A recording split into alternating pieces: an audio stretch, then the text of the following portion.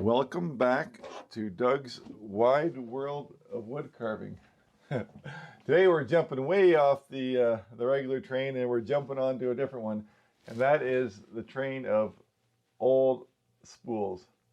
Old wooden antique spools. These spools have not been made since I was born. They were discontinued in the early 70s to switch over to plastic. But anyway, take an old thread spool and carve a face, carve a pumpkin, carve a gnome house, carve an owl. We got owls. We got Santa Claus. Whatever your mind can come up with that fits in the parameters of the spool is what I'm trying to introduce to you today. We're going to do maybe a little carving, but really it's just to get you excited into the world of spool carving. There's a fellow with a hat, I think. Right? One more here. Okay, Dale Kirkpatrick. Dale is the fellow that got me all excited about this a couple years ago, and that when he did a presentation to the International Association of Woodcarvers, presenting spool carving, which I had never heard of before, and since then it's a double whammy for me because part of my fun is hitting antique shops and secondhand stores, finding old junk and collecting it, and so that hits one area, and the other is wood carving, and the two combined is just a win-win. So I'm going to take you through carving something simple. Really, I just want to introduce the concept and how I go about doing it. But again, Dale's the man, and I'm going to put a link to that presentation. And yeah, go check him out because he's the master. I'm just a follower like everyone else. So let's have a look here. And of course, before we get going, we have to know that this video was brought to you by our friends at Wood Carving Illustrated. Wood Carving Illustrated is a magazine for wood carvers, young and old, experienced and not experienced. Fantastic magazine. Highly recommend it. They've given me a coupon code, promo code, Linker, all caps, LANKER. And with your subscription, they'll give you some extra little goodies and whatnot with your subscription. So link in the description. Check out Wood Carving Illustrated. Fantastic magazine. Highly recommended. And yeah, can't say enough about them. But what can I say about a spool? As you can see, these spools come in all different shapes and sizes. And look at that. There's a lighthouse right there. All right. But big ones, little ones, there's different sizes of bobbins. There's a little skinny one. That's a tiny one. I have even tinier ones in a box. But anyway, I thought we would just try to do something with this. And being as it's October, maybe we'll just carve a pumpkin. But I wanted to show you something else here, is that handy dandy little spool holder that Dale made. And so I made one as well. And all it is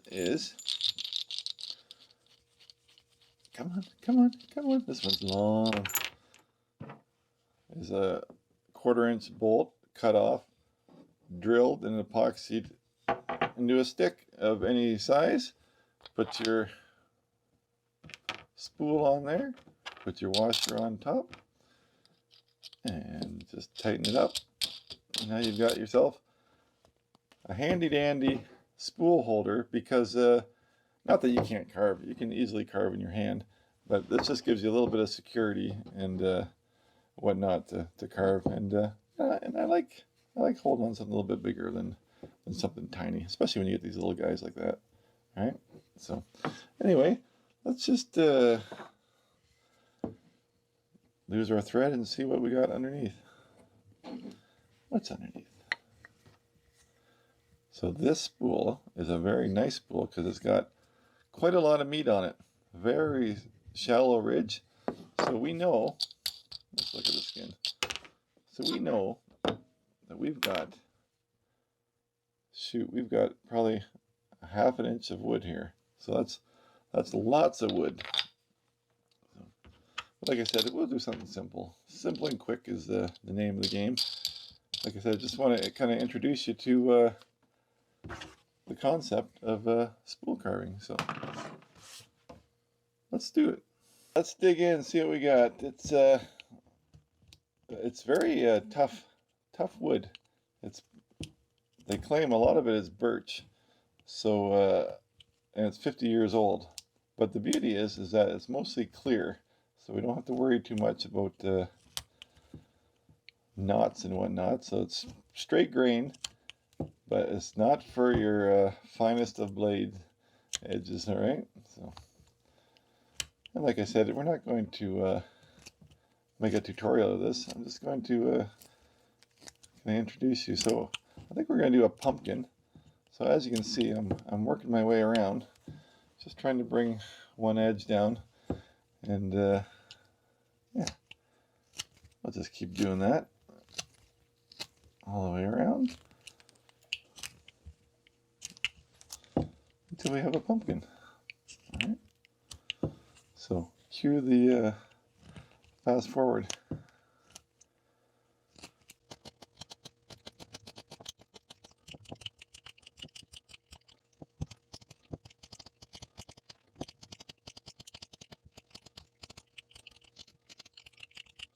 And there we have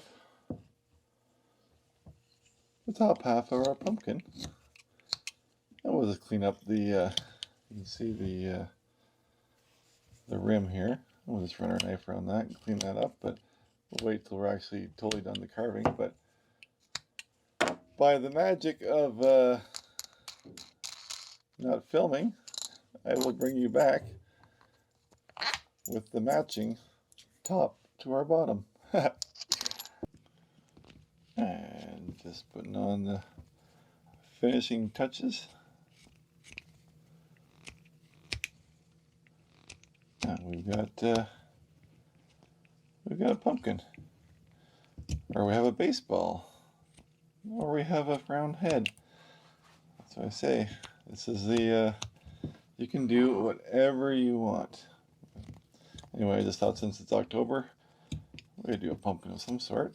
But anyway, that's all right. So I won't do it on this one, but you know what I did on these? That nose hole goes right through into the center core, and the same with the little window and in the little mushroom house. I drilled right through into the core, so if you get the right light, you can see through it. But these guys here just chipped out the eyes, and I tried to get into the center too. Anyway, we're not going to do that. Well, let's just put a mark on here before we do all of our ridges for our pumpkin. What kind of let's just do old standard triangle eyes. All right. But let's give them a goofy, real big happy grin. All right, something like that. Then we'll add all of our things after. So, all right, I'm just going to dig in here. Like I said, this wood is hard. So, pluses and minuses to this old hardwood is that I'm not. I shouldn't say.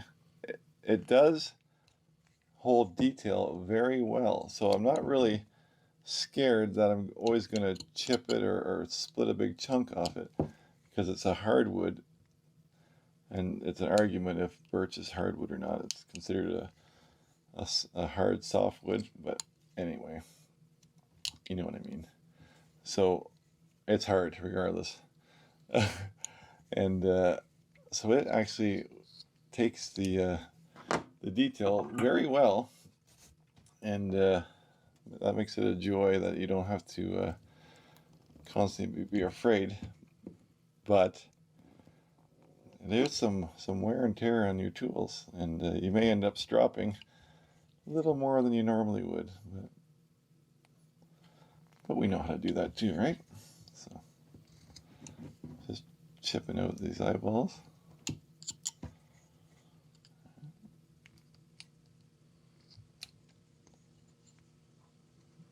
So what do you do with them when they're done? Well, you can, let's say you put a button on a string.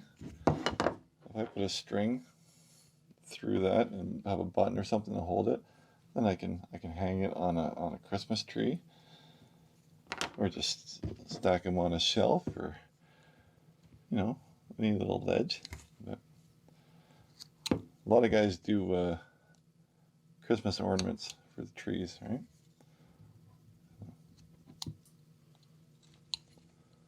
All right, this is my second version of the spool holder too.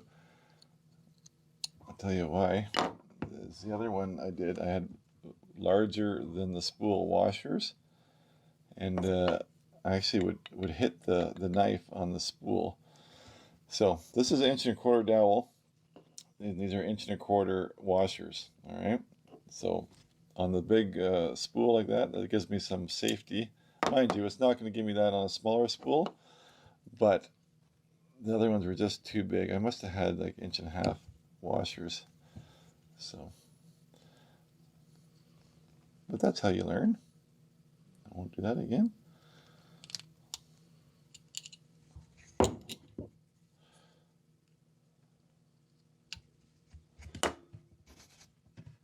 Okay, there is 2 eyes. Very uneven, Doug. Try and straighten it up. That's the problem with freehand. Anyway, I don't care. I don't care. Looks good. Let's take this smile right across here. Get your fingers out of the way so it doesn't slip. I'm just going to cut up to that. All right.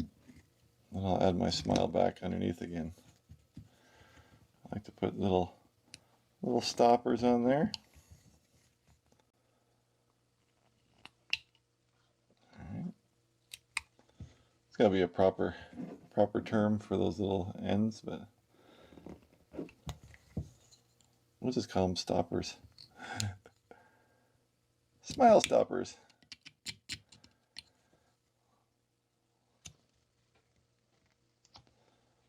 Other guys are probably calling them the mouth commissure or something.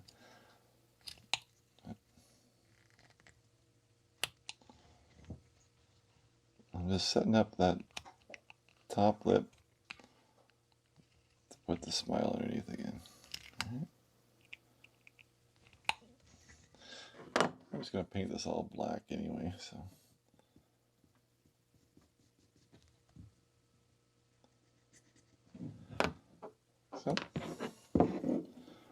I'll do the same thing on the bottom. Come around. The other way.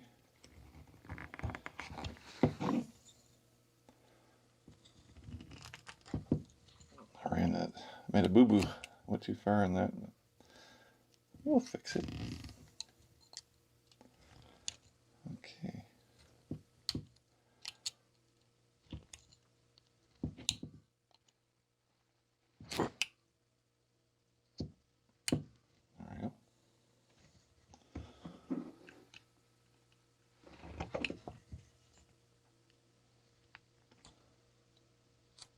Always got to give a way out for the wood, so by cutting the bottom, I got to release the top as well. All right. I'll just cut down.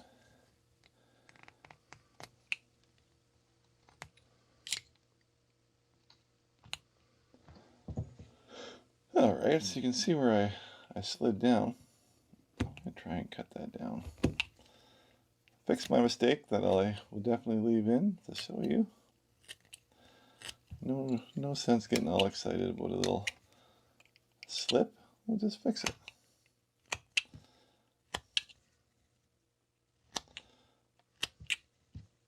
Okay.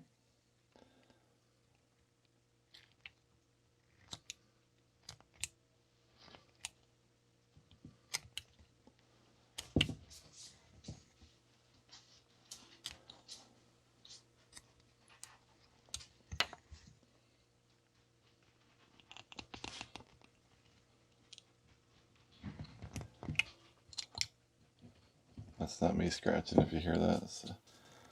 That's old Finnegan behind me. There, we're getting there. Just kind of smooth out the inside of the mouth and we're good.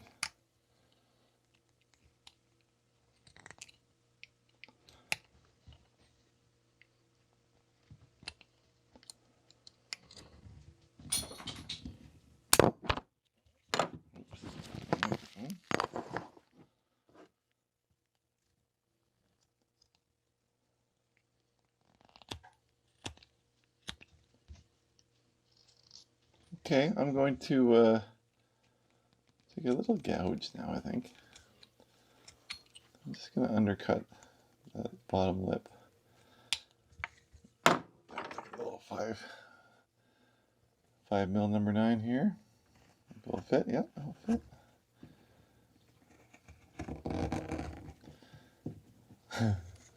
He's a happy fella.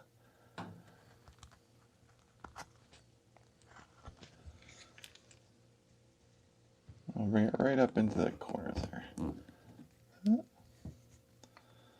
Right up, end it right in those corners. See that? Very happy.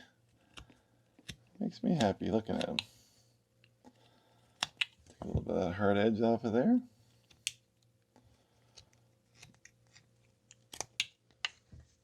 All right.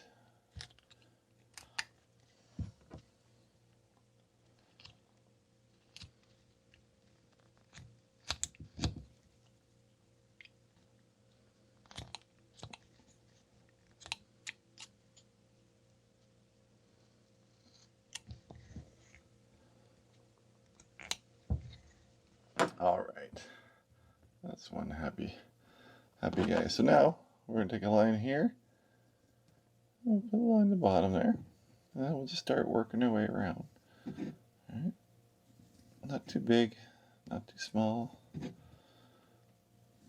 It's funny, they actually real pumpkins have a lot more of these dividers than I ever really gave them credit for. But let's just do one here. I take a V-tool. If you were looking at a real pumpkin, we were looking at pumpkins at the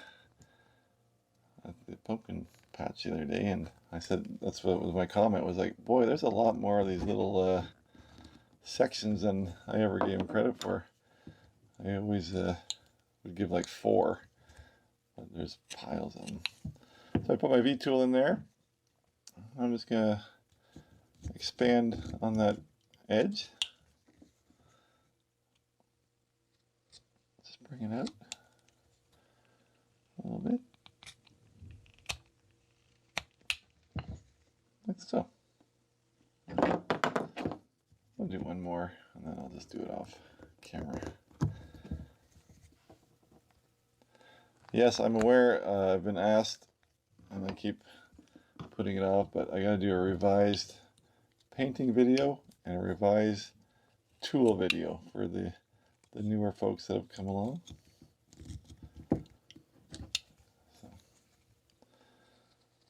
So, there is 2 sections done.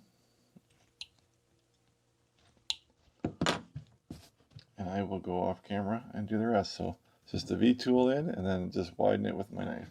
All right, and then I'll do the rest. Up this bottom edge, you can tell when you hammer on something with your V-tool and that. So I'm just putting like a finished edge on the rim again. Clean that all up. All right.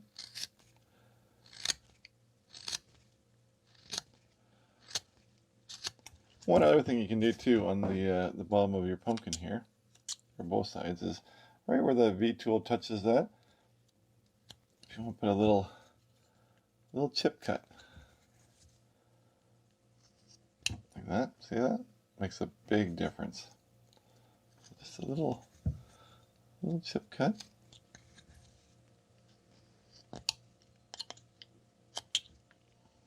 Just nice little shadow. So continuing on, I'll just put these little chip cuts all around and clean up our edges. And we'll just about have a project. Timely seasonal project.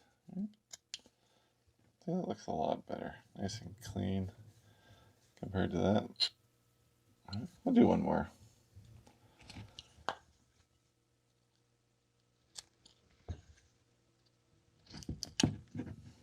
There we go. Okay, I will go around and do the top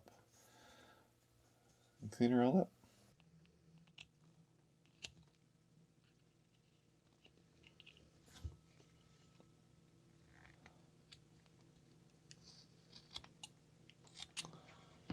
This guy's snoring now.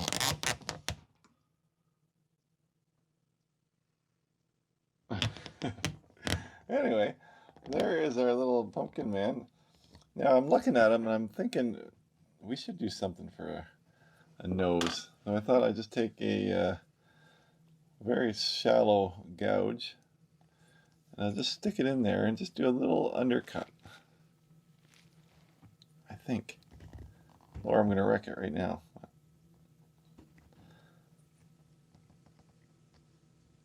Put a little gouge mark in there. And if I just kind of cut up underneath of that. I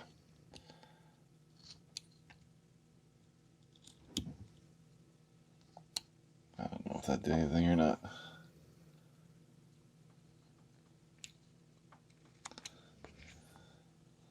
Well, that's something.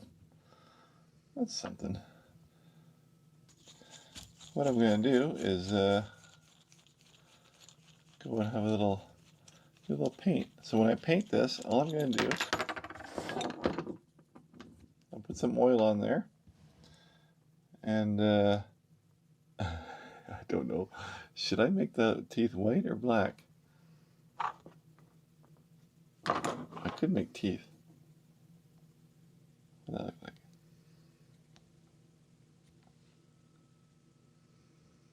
Let's stick with black. I'll paint it black. But anyway, I'm going to oil it. I'll do some brown deep into the cracks. Maybe I'll paint the top and the bottom black. And black in there. And yeah. I'll come back with a finished pumpkin. Maybe I'm going to play with this nose. I like that better now already.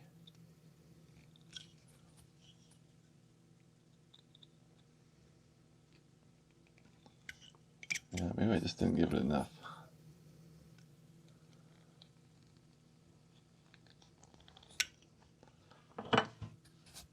That's a little bit better looking. A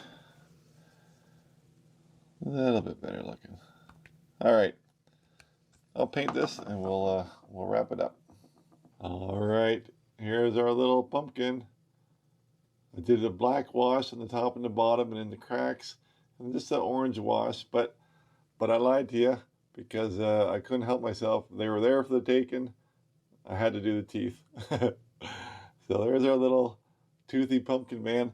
And again, didn't want this to be a full tutorial. It was just here's some ideas. Go crazy. There's our little owl. That's our little 1-inch owl that we've done on the channel. He fit perfectly in there, right? But mushroom house, whatever you can think of, you can do. All right, so there you go. I hope you like this little look into something just a little bit different, right? And so next time you see some spools, just grab them and give them a go. And like I said, you don't have to rush out and make a little spool holder. You can carve in your hand, put a glove on, and yeah, have fun with it. And like I said, big thanks to Dale Kirkpatrick for tuning me into this and getting me all excited. So anyway, like I said, I'll put a link to his presentation in the description. And again, big thanks to Woodcarving Illustrated. Make sure you check them out and click the link in the description if you're not subscribed, and get that magazine. Great magazine. Well worth your time. And yeah, thanks for watching. And I will catch you on the next one doing whatever I do. Because I don't even know yet. So, all right. Have a good week, and I'll catch you later.